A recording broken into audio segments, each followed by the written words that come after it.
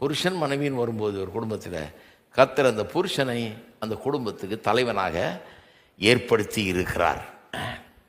அப்போ மனைவி எதுக்குன்னா அந்த புருஷனை காம்ப்ளிமெண்ட் பண்ணுவதற்காக. இதுதான் இங்கிலீஷில் சொல்லுவாங்க இந்த டாக்டர்னை காம்ப்ளிமெண்டேரியன் வியூ அப்படின்வாங்க. திருமணத்தை குறித்த வியூ காம்ப்ளிமெண்டேரியன் வியூ. காம்ப்ளிமெண்டேரியன் வியூனா காம்ப்ளிமெண்ட் பண்ணுறதுன்னா என்ன?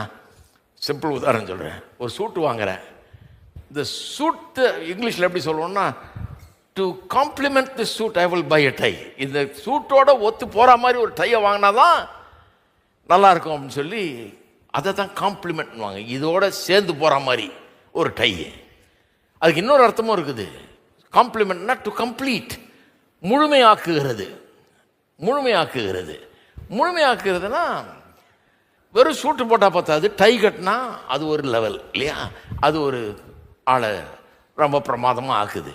சூட்டு மட்டும் இல்லை, டையும் அவசியம். அதுதான் கம்ப்ளீட் பண்ணுது. டை இல்லைன்னா ஒரு கம்ப்ளீட்டாக இல்லை. அந்த மாதிரி அதுக்கு பொண்டாட்டியை வெறும் டை வெறும் நான் சூட்டுன்னு நினச்சக்கூடாது.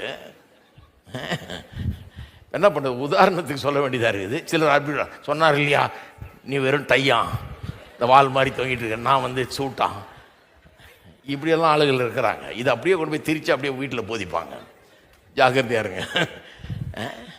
அப்போ காம்ப்ளிமெண்டேரியன் வியூ என்ன சொல்லுது? காம்ப்ளிமெண்ட்னா என்ன அர்த்தம்னா, to add something in a way that it enhances or improves. இந்த சூட்டோட டை கட்டினா இந்த லுக்கை எப்படி அது என்ஹான்ஸ் பண்ணுது, பெட்டர் ஆக்குது, மேலாக்குது, இதை இன்னும் கொஞ்சம் நல்லா ஆக்குதோ அதுபோல் காம்ப்ளிமெண்ட் பண்ணுறதுன்னு என்ன அர்த்தம்? புருஷன் இருக்கிறான், அவனை கடவுள் உண்டாக்கியிருக்கிறார், லீடராக உண்டாக்கியிருக்கிறாரு, அவனுக்கு சில பொறுப்புகளை கொடுத்துருக்கிறாரு, அவனுக்கு ஒரு அந்தஸ்த பதவியை கொடுத்துருக்கிறாரு. அதை இன்னும் சிறப்பாக அவன் செய்யும்படியாக, அதில் அவன் சிறந்து விளங்கும்படியாக இவளை சேர்க்கிறார் கூட கொண்டு.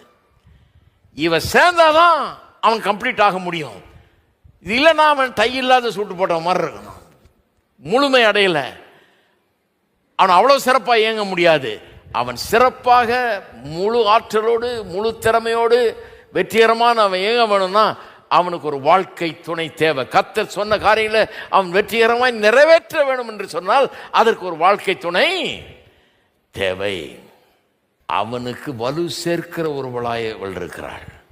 அவனை இன்னும் சிறப்பானவளாக, அவனை இன்னும் வெற்றிகரமானவனாக, அவனுடைய முழு பொட்டன்ஷியலையும் ரியலைஸ் பண்ணக்கூடியவனா அவனை மாற்றக்கூடியவள் இவள். அப்படிப்பட்டவளா இவள் வைக்கப்பட்டிருக்கிறாள். அவனை முழுமையாக்குகிறவளா இவள் இருக்கிறாள். இவள் இல்லாமல் அவன் முழுமை கிடையாது.